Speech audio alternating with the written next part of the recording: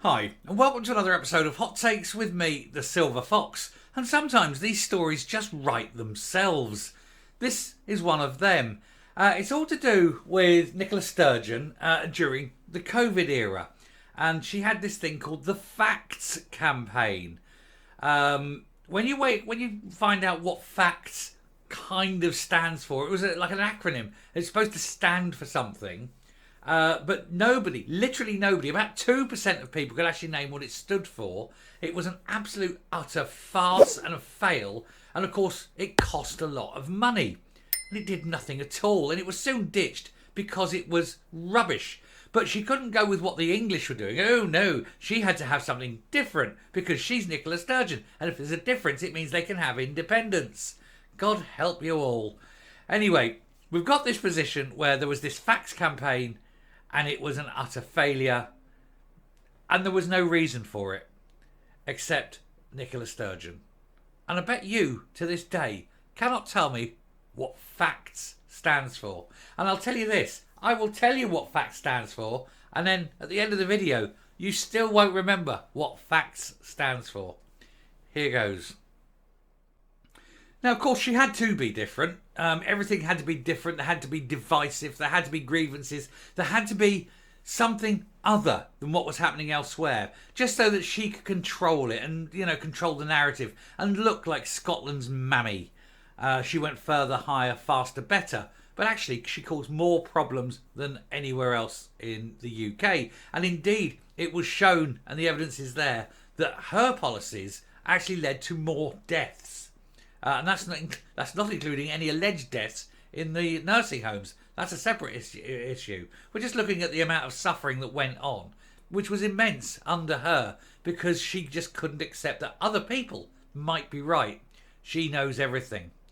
Anyway, Nicola Sturgeon's flagship £1.6 million COVID Facts campaign had no strong evidence to back it up, except just to be different from the rest of the UK, because she just has to be different.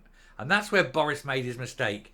He should have cut her off at the knees and said, no, it's not an individual four-nation approach. It's one. It's a complete UK approach, and we're running it here from Downing Street. And that would have stopped all the crap that's going on now. The UK Government Minister, Michael Gove, told the UK COVID inquiry that they failed to communicate with the SNP executive occasionally, but that was due to fears that they would use private information to create grievances. Yeah, they just got to the point they couldn't trust her. Now that is not how you run a country. When you got the First Minister of Scotland not being told stuff because the people in Westminster literally just didn't dare tell her stuff because she'd run off and use it, weaponise it, leak it, turn it to her advantage, do something different so she looked better. And yet more people died under her watch per head of, per capita than anywhere else. But can you remember what Facts stands for?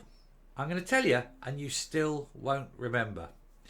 Nicola Sturgeon's flagship Facts COVID campaign was criticised by the UK government for having no strong evidence to back it up, fueling speculation that it was just done just to be different to England.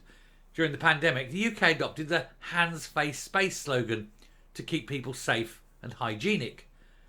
North of the border, this was replaced by the acronym FACTS, with £1.6 million of taxpayers' money being wanked away promoting it. However, it was labelled a flop. Well, of course it is. Facts. It's the SNP. What's the one thing the SNP cannot abide? Ta-da! Anyway, polling found that just 2% of the population knew what each initial stood for a year and a half after it launched. So this thing had been running for a year and a half, and only 2% of people still only knew what the letters in Facts stood for. It's a joke, isn't it? Anyway, are you ready? Now, I'm going to tell you this, but at the end of this video, I'm going to ask you again and see if you remember. The acronym stood for face coverings, avoid crowds, clean hands, keep 2 meters distance from others, and self-isolate if you have symptoms. In evidence to the COVID inquiry, Michael Gove highlighted that the campaign had caused a minor argument amongst the government. Governments, plural, both of them. He was asked about difficulties in pushing forward public communications and health messages during the pandemic, and he said that he remembered about facts and how the Scottish government were anxious to ensure that their approach using that acronym took precedence over hands-face space communication. And there was some disagreement over that because she can't abide anyone having a say that goes above what she says. She forgets who she is. She thinks she's the Queen of Scotland, and she's not. She's not a national leader. She's only the First Minister of basically a talking shop that's somewhere between large county council and Westminster. Say, he's not as big as London, put it that way, in terms of people, budget, or anything like that. But, she was treating herself Lord High President of Scotland almost. Anyway, Mr. Gove added, given the UK-wide nature of the BBC and our principal broadcasters and so on, I was of the view, others in government much more strongly, that it was right to use hands-face space and that was the evidence of the Scottish Government's different approach was not strong. However, the First Minister of Scotland argued that she commanded a level of confidence in her handling of the pandemic within Scotland that meant it was appropriate for her to use that particular form of communication. I think both views, he said, had legitimacy. They shouldn't have had legitimacy. It should have been a single governmental decision. To split it otherwise creates division. You should have seen that from day one and gone, no, UK-wide, don't like it, tough. His evidence also revealed concerns that the SNP executive were not informed of some decisions in advance due to fears that they would leak it to cause a grievance with Westminster. He admitted that they did not communicate everything to the Scottish Minister due to these fears. Not surprising though, she has a history of it, doesn't she? She's a very untrustworthy woman. When she's not actually lying, she's thinking about lying, and every opportunity is an opportunity to create a division to push for independence. One of these big changes was May 2020 when Boris Johnson replaced the stay home demand with the stay alert, and this was announced in a newspaper. Devolved governments criticised this and stuck with the original slogan. Because, hey, let's be different. Mr. Gove, who was Chancellor of the Duchy of Lancaster during the pandemic, confirmed that he did not believe the Scottish Government were informed about the change in advance, but this was not detrimental to the handling of it. Hugo Keith KC, counsel to the inquiry, then asked why perhaps one of the most important changes in public messaging had not been shared with the SNP executive. Mr. Gove responded, we communicated a great deal. We didn't communicate everything to the Scottish Government. All I want to be fair, the first thing is that I am sure, have been failures in what we communicated to the Scottish Government and other devolved administrations at times, but only because they knew she would weaponise it.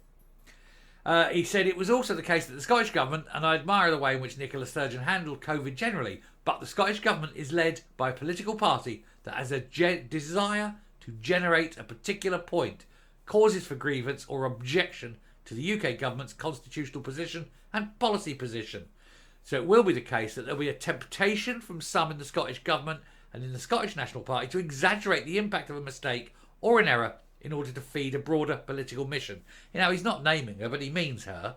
He obviously does. And that is the problem. This woman created problems simply so she could blame Westminster.